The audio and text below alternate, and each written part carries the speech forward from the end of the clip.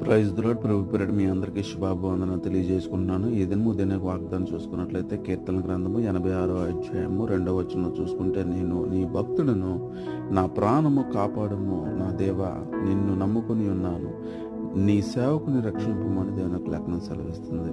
అయితే నేను నీ భక్తుడును అంటే దేవుని నమ్ముకున్నటువంటి వారు, దేవుని మీద ఆధారపడుతున్నటువంటి వారు, దేవుడే సమస్తమును చేయగలిగినటువంటి వాడని మనం ఎప్పుడైతే విశ్వసించి మనం ఆయన దగ్గర ఒప్పుకుంటామో, మన కార్యములన్నీ కూడా నూతనపరచడానికి, మన యొక్క పాప పరిస్థితుల నుంచి తప్పించడానికి, మనకు నూతన రక్షణ అనుగ్రహించడానికి, మనకున్న బంధకాలను తెంచడానికి భూమి మీద ఉన్నటువంటి ఏ మనుషునికి సాధ్యపడదు, కానీ దేవాతి దేవునికి ఒక్కడికే సాధ్యపడదు.